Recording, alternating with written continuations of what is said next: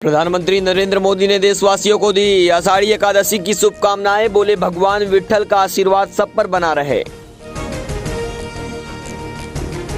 महाराष्ट्र के सीएम एकनाथ शिंदे ने सपत्नीक भगवान विट्ठल की पूजा की, मांगी सबकी खुशहाली की मन्नत। महाराष्ट्र के रत्नागिरी जिला में प्रशासन ने पिछले साल जुलाई में जिले में बारिश के चलते 20 से अधिक लोगों की मौत के बाद बाढ़ एवं भूस्खलन के बारे में प्रभावी संचार के लिए विभिन्न स्थानों पर रियल टाइम डेटा RTDF प्रणाली स्थापित की है। महाराष्ट्र के विधानमंडल सचिवालय ने शिवसेना के 53 विधायकों को व्हिप उल्लंघन पर नोटिस जारी किया है। महाराष्ट्र के डिप्टी सीएम देवेंद्र फडणवीस भाजपा अध्यक्ष शनिवार को गृह मंत्री अमित शाह के आवास पर हुई बैठक में शामिल हुए।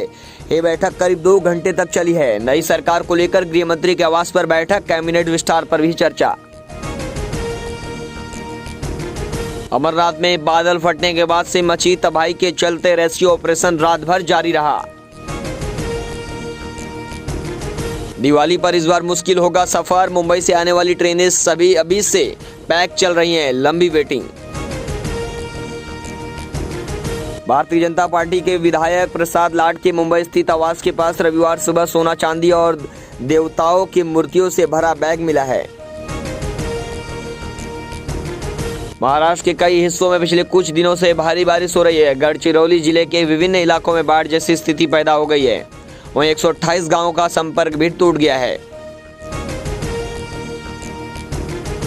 महाराष्ट्र के कई इलाकों में बारिश का कहर जारी है। 4 की मौत हुई। अभी तक आपको बता दें 2 जिलों में 3 गांव खाली कराए गए हैं।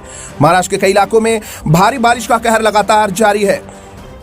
लगातार बारिश से बाढ़ आ गई है। गांवों को खाली कराया जा रहा है। भारी बारिश होने से आसना नदी में आई बाढ़ के कारण महाराष्ट्र के हिंगोली और नांदेड़ जिलों के 3 गांवों के निवासियों को सुरक्षित स्थानों पर भेजा गया है।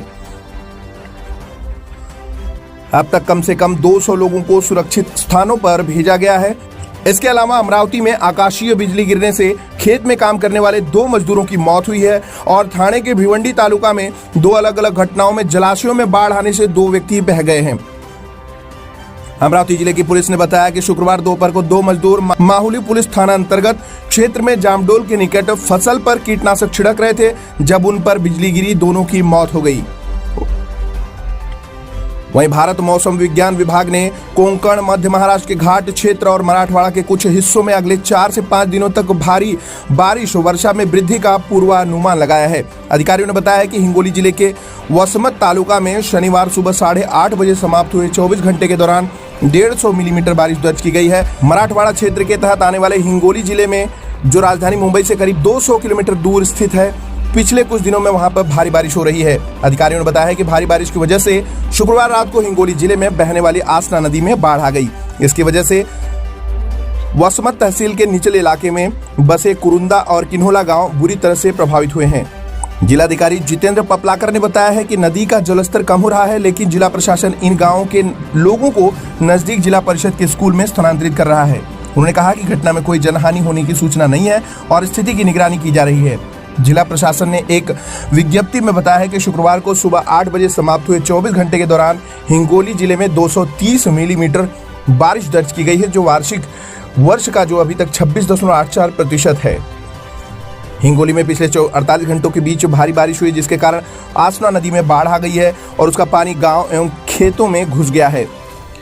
सीएम एकनाथ शिंदे ने लोगों की मदद करने के आदेश दिए हैं। शिंदे ने जिलाधिकारी से कहा, आपको गांव वालों को सुरक्षित निकालने और अस्थायी आश्रय में स्थानांतरित करने के लिए उचित प्रबंध करना चाहिए। उनके लिए भोजन और पीने का पानी का प्रबंध कीजिए। मीडिया को जारी एक वीडियो क्लिप में शिंदे को जिलाधिकारी से कहते हुए सुना जा सकता है कि जरूरत पड़ने पर NDRF के दल में तैनात किए जाएं। इस बीच हिंगोली के जिला प्रशासन ने बाढ़ से हुए नुकसान का आकलन करने के सर्वेक्षण का कार्य शुरू कर दिया है। वहीं IMD ने ओडिशा के ऊपर बने हवा के कम दबाव क्षेत्र और 7.6 किलोमीटर क्षेत्र में चक्रवाती स्थिति बनने से कोंकण, मध्य महाराष्ट्र के घाट क्षेत्र और मराठवाड़ा के हिस्सों में अगले 4-5 दिनों तक तेज बारिश होने का पूर्वानुमान लगाया। आपको बता दें, महाराष्ट्र के कई जिलों में भारी बारिश का कहर जारी है। 4 लोगों की अभी तक मौत हो चुकी है। 2 जिलों के 3 गांव खाली करा लिए गए हैं।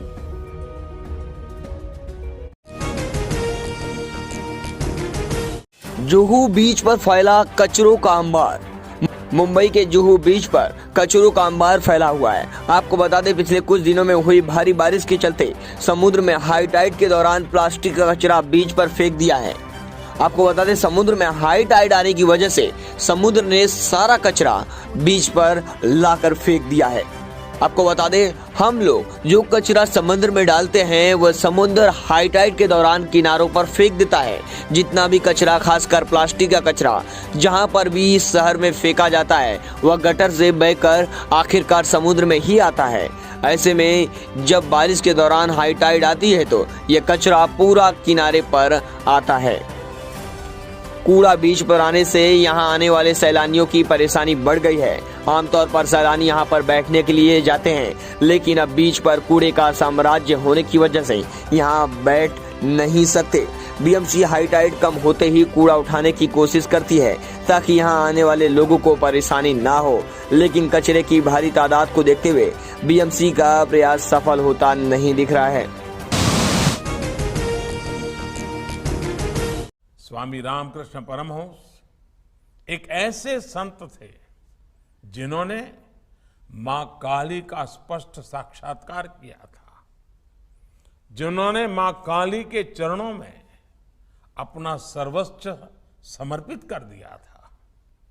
वो कहते थे, ये संपूर्ण जगत, ये चराचर सब कुछ मां की चेतना से व्याप्त है। यही चेतना बंगाल की काली पूजा में दिखती है। यही चेतना बंगाल और पूरे भारत की आस्था में दिखती है। इसी चेतना और शक्ति के एक पुंज को स्वामी विवेकानंद जैसे युग पुरुषों के रूप में स्वामी रामकृष्ण परमहंस ने प्रदीप्त किया था। स्वामी विवेकानंद को मां काली की जो अनुभूति हुई, उनके जो आध्यात्मिक दर्शन हुए, उसने उनके भीतर असाधारण ऊर्जा और सामर्थ्य का संचार किया था। स्वामी विवेकानंद जैसा ओजस्वी व्यक्तित्व, इतना विराट चरित्र, लेकिन जगन्माता काली की स्मृति में, उनकी भक्ति में वो छोटे बच्चे की तरह विह्वल हो जाते थे। भक्ति की ऐसी ही निश्चलता और शक्ति साधना का ऐसा ही सामर्थ्य मैं हमेशा पूज्य स्वामी आत्मस्थानंद जी के भीतर भी देखता था। और उनकी बातों में भी मां काली की चर्चा होती रहती थी। और मुझे याद है, जब भी बेलूर मठ जाना हो, गंगा के तट पर बैठे हो और दूर मां काली का मंदिर दिखाई देता हो, तो स्वाभाविक एक लगाव बन जाता था। जब आस्था इतनी पवित्र होती है तो शक्ति साक्षात हमारा पथ प्रदर्शन करती है। इसलिए मां काली का वो असीमित, असीम आशीर्वाद हमेशा भारत के साथ है। भारत इसी आध्यात्मिक ऊर्जा को लेकर आज विश्व कल्याण की भावना से आगे बढ़ रहा है।